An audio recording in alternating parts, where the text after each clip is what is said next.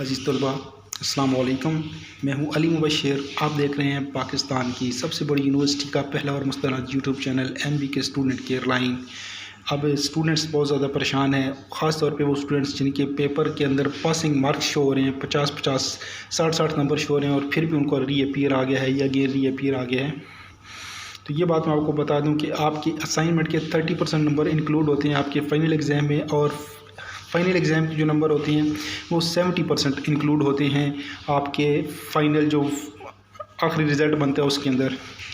اب یونیورسٹی نے وائس سے یہ جو آپ کے کیا نام ہے ایگزامینر ہیں، کنٹرولر آف ایگزامینر، ان کو ایک کمنٹ میں نے کیا تھا کہ جناب آپ پروفیشنل لیا کریں، باتوں کو پرسنل نہ لیا کریں کیونکہ آپ پے لے رہے ہیں۔ تو اس پہ انہوں نے مجھے 1 منٹ میں بلاک کر دیا تھا، لیکن یہ پچھلے سیمسٹر کے اندر شور ڈالا تھا ہم نے، اب پھر ڈال رہے ہیں کہ اگر آپ اتنی سی بات برداشت نہیں کرتے تو کم از کم اپنے رزلٹ کو ٹرانسپیرنٹ کریں۔ اب اسٹوڈنٹ کے پاس اتنا ٹائم نہیں کہ وہ کیلکولیٹر اٹھا کے، اگر کیلکولیٹر اٹھانا ہوتا تو وہ کسی بڑی یونیورسٹی میں پڑھ رہے ہوتے۔ علامہ اقبال اوپن یونیورسٹی میں تھوڑی آ کے پڑھنا تھا۔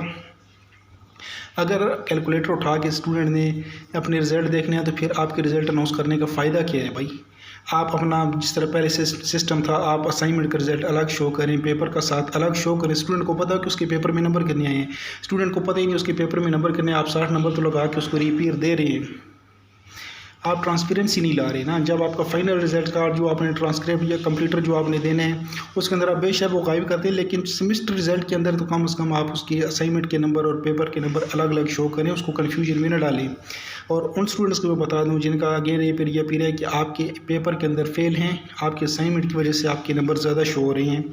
اگر آپ کے 60 نمبر بھی ہیں تو آپ کے اسائنمنٹ میں ہو سکتے ہیں 20-30 نمبر انکلوڈ ہو رہے ہیں ایگزام کے اندر، 30 سے 35 نمبر آپ کے جو ہے وہ ایگزام کے اندر انکلوڈ ہو رہے ہوں، باقی اسائنمنٹ سے آ رہے ہوں۔ لیکن یہ ٹیکنیکل چیزیں آپ کو بھی سمجھ نہیں آئیں گی۔ میں نے بہت سمجھایا اپنے واٹس ایپ پہ اسٹوڈنٹس کو، کسی کی سمجھ میں نہیں آ رہا۔ تو برائے مہربانی یونیورسٹی سے ہماری درخواست ہے کہ آپ باتیں بے شک ہماری نہ سنیں، بے شک بلاک کر دیں، مسئلہ نہیں ہے، لیکن کم از کم اسٹوڈنٹس کے رزلٹ آپ سیدھے کریں۔ آپ اسٹوڈنٹ کے رزلٹ ان کو اس انداز میں دیں کہ ان کو کم از کم سمجھ آئے۔ تو امید ہے کہ میرا کنوے میسج اسٹوڈنٹس تک بھی ہو گیا اور یونیورسٹی تک بھی ہو گیا ہوگا۔ اس کے ساتھ مجھے دیجیے اجازت۔ اللہ حافظ۔ پاکستان زندہ باد اور اخبار پاکستان پائندہ باد۔